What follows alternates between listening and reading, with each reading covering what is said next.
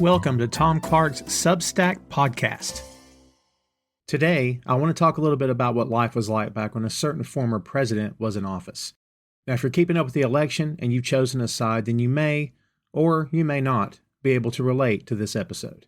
Remember waking up every morning and being scared to open your phone? I do. What did he say this time? What's he done this time? I have vivid memories of the overwhelming sense of dread I had every day at just the prospect of opening Twitter. I mean, I still have that dread to some extent. It is Twitter after all. But it's different now, and at least Trump's not in charge anymore. Of course, that could all change in November. How did we get here, by the way? Why are we in this position as a country again? Have we not learned from past mistakes? Even though the election is right around the corner, I still find myself feeling as though it's all some sort of incomprehensible dream. Like, this can't be real. But yet, here we are. At the very least, I can indeed compare this to a dream. Those days of waking up to an uncertain phone on my nightstand, that was a nightmare. Fair warning, I don't claim to be the smartest person in the room. I never have. I don't dive 24/7 into politics, and I don't even have connections to local politics. For the most part, I don't get political online. But I do know a few things. There's a reason to be optimistic.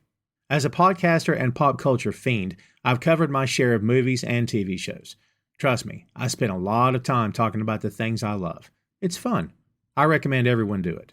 I'm a sucker for the good guy, and I love when the bad guy gets his comeuppance. Thanos fell to the Avengers in Endgame. Darth Vader turned from the dark side and saved his son in Return of the Jedi. Governor Lepidamaine's thugs were outsmarted by Sheriff Bart in Blazing Saddles. In every instance, good triumphs over evil, and I'm here for it. The America that existed under Trump's administration was divided, negative, and often scary. But I think there's a good reason to be hopeful now. I don't worship any politician, and I don't think Harris and Walz are anything other than human. But I believe they have good intentions, and they have a solid plan. Plus, they're already making an impact. The bad guy's taking damage, and he's more unhinged than ever. While that's scary all by itself, it's also a sign. They're getting to him, and I'm here for that as well. Whataboutism is a weak tactic. This one should be fairly simple to understand, but that's not always the case. The whole yeah but mentality is just not effective. To be fair, both sides use this tactic. You attack my guy, I respond with an attack on your guy. That's usually how it works, right? It's the go-to move for Trump, and it's the go-to move for people who defend him. Talking to those people can be frustrating. It can be tedious and ultimately goes nowhere. Makes you never want to debate anyone again, right? Same here. But in the end, whataboutism is all they really have. The funny part is, and this is a good one, they think it's a slam dunk. Just mention January 6th, the 34 felony convictions, or, pick a horrible thing, and you'll get, yeah, but, insert perceived liberal transgression here, Hunter's laptop, drag queen child grooming, murderous drug dealing immigrants. We've all heard them before. The bad part is, we'll hear them again. It never ends. The worst thing about whataboutism, it keeps the person using it from having to answer any questions by shifting the focus. The other person is left regretting the decision to debate in the first place. Again, it's just not effective. I have no desire to go back. We're not going back. It's a brilliant catchphrase, isn't it? I have to say I'm crazy impressed with it. It's united the Democratic Party, and I believe it's catchphrase that will be remembered for years to come. The reason it works? It strikes a chord. For anyone who was once scared to check social media in the mornings, it's a reminder. More importantly, it's a call to action. But it's not a call to action for physical violence or verbal abuse. That's not who we are as a party, and we shouldn't be those people now. We're not going back is a way of looking back in order to look forward. We can't forget what life was like then. We pulled the Infinity Stones from the gauntlet 4 years ago. We just got to make sure he doesn't get them back. Now, in this same vein, I want to give you my take on something that happened during the Democratic National Convention last week. But first, a bit about me and my son. I lost my dad when I was 4.5. He was killed by a drunk driver and died 6 days before my 5th birthday. In the aftermath, my mom attempted to navigate through her grief with nothing but her son and her desire for a better life. It's thanks to her I'm still here, and I'm very grateful for everything she did to keep us going. But it's not just about her, at least not directly. It's also about my son, Wesley. He's fortunate to have 2 parents that love him and want the best for him. Life wouldn't necessarily be impossible if he only had one of us, but I don't want him to ever have to find out. That life is hard, and it's one I wouldn't wish on anyone.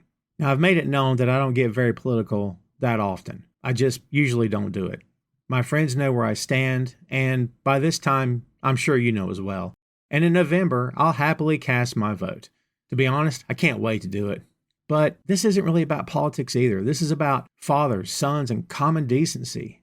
Gus Walz is proud of his dad. That should have been the headline on August 22nd, but we all know it wasn't. In the backlash that followed the despicable attacks aimed at this young man, we're seeing a bit of backpedaling. And we've been seeing it for over a week now. Tweets being deleted, a lot of people being forced to take a long, hard look in the mirror. But that last part isn't entirely true, is it? Politics aren't about the issues anymore. They're about personal attacks.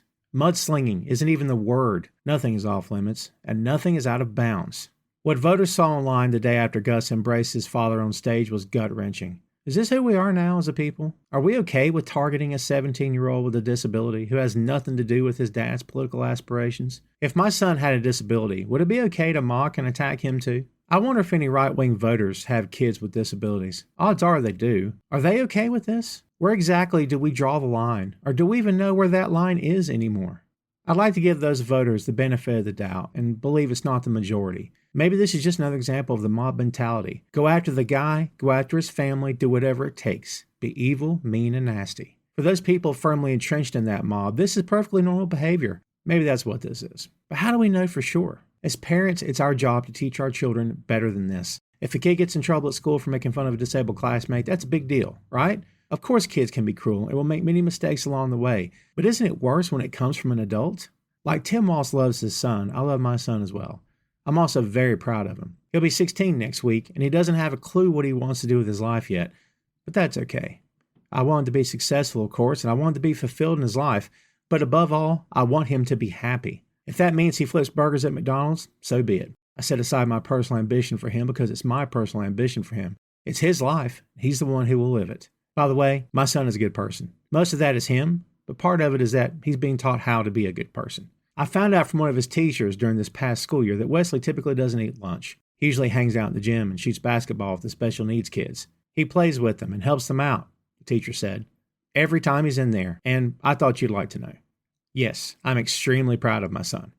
Wesley is my legacy. The writing, the podcasting, the work, all that will just be a footnote one day, if that. My son is the one who will carry my name, my love, and my heart wherever he goes. But he won't just be a reflection of me. He will be his own man, and that's what's important. Hopefully that man will look back and be proud of his dad, too. Thanks much for listening and subscribing. You can find the original pieces from this episode on my Substack at tomclarkpods.substack.com. Please subscribe on the site, and be sure to like and comment on today's episode. For more of my podcasts, please visit boinkstudios.com, BOINK, boinkstudios.com. Thanks much, kids. We'll see you next time.